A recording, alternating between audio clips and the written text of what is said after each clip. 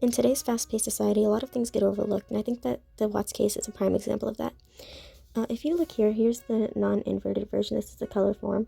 You can see that there's clearly at least two people that have exited the Watts house the morning of the murders. This is right before the bodies are loaded into the truck. And as you can see, clearly there's one person climbing onto another person while they're being lifted. Whether that be the front or the back of that first person coming out, I am not sure, but it's just clear to me that there are multiple people coming out of that property household. This is at the very beginning of the CCTV footage where you see the lights turn on in the truck. As soon as you see the lights turn on, you're gonna want to wait, and then they'll be walking out right then, and you'll want to slow it down so you can see it in a very slow pace because there's 10-second intervals between each shot, so you're missing a good portion of it whenever you just let it play with the speed going at the regular rate that it would be going on YouTube's natural format. Now, as you can see, it's inverted, and you can see even more clearly the depth of the second person. Now, I have a few more things I'm going to show you right here. Let's skip through all this part because this is kind of irrelevant towards the facts. So right here, we have another clip that I have uploaded on my channel where you can very clearly point out that there are more than two people in this frame. So with that being said, there's two adults, obviously, because one of the children wouldn't be as tall as this adult is, but now I'm going to prove it to you, so don't just take this as just my only example, because this is just the beginning of multiple things that I'm going to show you. And right here, this is somebody obviously getting the gas can down, but you can see that there is a plaid-ish type shirt or jacket that this person closest to the camera is wearing. I'll show it to you in just a second. You can see that they're bent over, and now you can see his arm is revealing his work uniform's logo. As you can see, what I've highlighted here is a book bag, and this is really how you distinctively tell the difference between these two figures and the people that are presenting themselves in this footage. This is the outline of the whole first person. This is the gas can in that hand of that person, and you're gonna see as I let this scroll through, it's gonna go very slow so we can see each frame. That gas can is gonna shift from that person's hand into the other person's hand, and I'll have more examples of the book bag in just a few seconds. As soon as these frames pass by, you're gonna see this book bag stays sediment with this person that we're seeing on the screen, not in just this exact part of the video. We're gonna be going over a few other parts. So this book bag is a very prominent feature that this person closest to the camera has, that is distinguishable throughout the entire video. As you can see, this person is turning around. It looks like they have a hair tie holding up a very long ponytail, and you can still see the book bag. And also, it looks like they are holding a child right there. You can see that the child just popped up in front of Chris Watts, where Chris Watts is holding the gas can in the wrong hand of the person that would be closest to the camera, as I said already. So there's definitely two adults here at the scene of the crime. Book bag is still there. Book bag's still there. And you can see that the right hand of the person holding the gas can is obviously the opposite hand of what was the person holding the gas can originally. That is definitely a right hand. You can see where the thumb curls over, and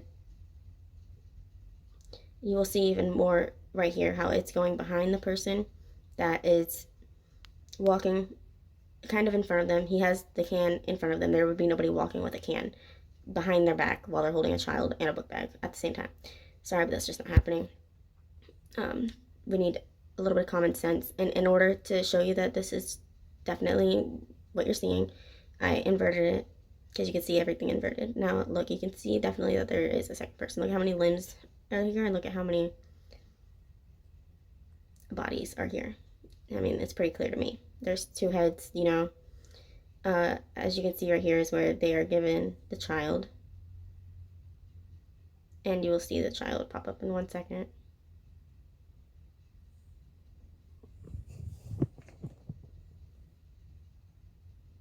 it looks like they're both holding children, but to make this simple, we're just gonna keep it simple and say that there's only one child, because we don't really know if there was another one there, but I'm pretty positive that he was holding one and she was holding one.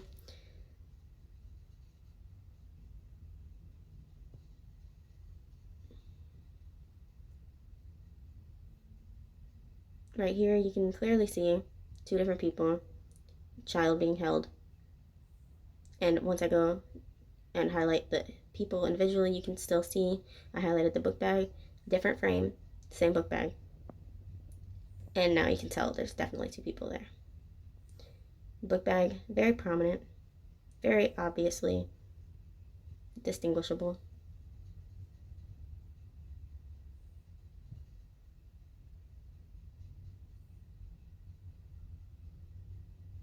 And what's happening in this frame, I could not tell you for the life of me.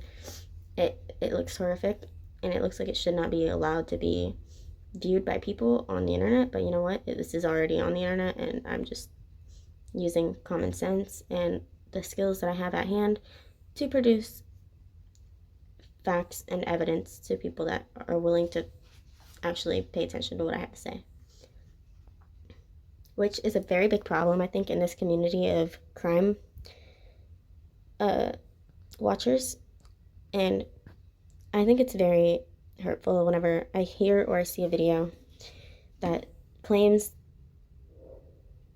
to be true crime, but really what they do is they debunk the type of videos that I have out because they don't actually watch them through, which is very hurtful, because if you were to watch all of my videos through, you would get a way clearer picture of what I'm trying to explain. And I've never actually came out and used my own voice because I see the stigma that a lot of other users, a lot of other creators have gotten by posting similar content to mine. And it's a lot of backlash that I really didn't want in my life. But after seeing these videos and showing them to other people and, you know, having it sit on my chest for like a week, I very much needed to show the community online, because this is very important. You know, there's statutes of limitations disqualifying people from investigating this, legal people from investigating this, but I don't have anything keeping me from doing what I need to do, and I have all the time on my hands to be able to do this. So with that, I am literally just doing something for society that I've never done before by actually clearing up this video. And you know, I see the backlash that Armchair Detective has gotten, and I don't agree with it, because for the simple fact that without his shadow theory, we would have never gotten a second confession out of Chris. We would have never gotten a third confession out of him. I would have never even went back and looked at these videos, because that's what my intent was to see the shadows. Just by slowing down the entire video, I stumbled upon the clip of the two people coming out, and that absolutely set my mind, made my mindset completely towards that there was definitely help. And there's no going back, because after you see this clip right here, it's kind of very credible evidence, if you ask me. I didn't add anything in there. All I did was clear it up and make it slow down so you can see very clearly that there is multiple people there. And along with this video too, without his shadow theory, I would have never came up with any of these things. We would have never even seen that there was a second person there. So I give a big thank you to Armchair Detective. Whether or not you feel the same way is your own opinion, and I can't persuade you to think anything about anybody. But my personal opinion is that whether or not he found the content that he has found, that he's provided, he has put in a lot of work and a lot of hours to get that out there, to get that message out there. And it was good enough work that he had got credited by the detectives on this team, saying that he came up with this theory. And you know, that's enough for me to be thankful, because he actually put in the work and put in the time and put in the effort of making sure that he had made some kind of accomplishment towards making this known. So, you know, it is what it is. And you can hate him, you can love him, but honestly, he's one of my favorite creators whenever it comes to this kind of content, because he's not just using other people's content to make himself famous. He's doing it, whether or not you hate it or not, he's doing it to get the word out there, and he's doing it for a good cause. And there's no way that you can hate on somebody for doing something for a good cause, especially when it comes to children and children's lives, because children's lives matter. And there's somebody walking free on this earth for involving themselves in the murder of 3 babies and a mom. And to me, that's not justice. That's an injustice, if you ask me. I believe there was quite a lot of mind control happening, and I've never given my theory or opinions on this because I have respect for the family, the Rusick family, and yes, I had to be specific because that's who I have respect for, but I think that there was a lot of mind control going on in Chris's life, and that's not just from one single person. I believe that every stage throughout his life he has had mind control techniques done on him unknowingly, and I believe that he was just the target of a lot of people that would have those kinds of things in mind, because in my opinion he was very much a pleaser, and he may have been narcissistic, he may have been a sociopath, he may have been a psychopath, but that doesn't differ from the fact that he was a likable person and he was somebody that wanted to please people. I mean, clearly that was his intent with this whole thing that he did, because he wanted Nikki to feel like she was number one, and until then she hadn't had that satisfaction and had given him the impression that she never was going to, as long as his family was in the picture.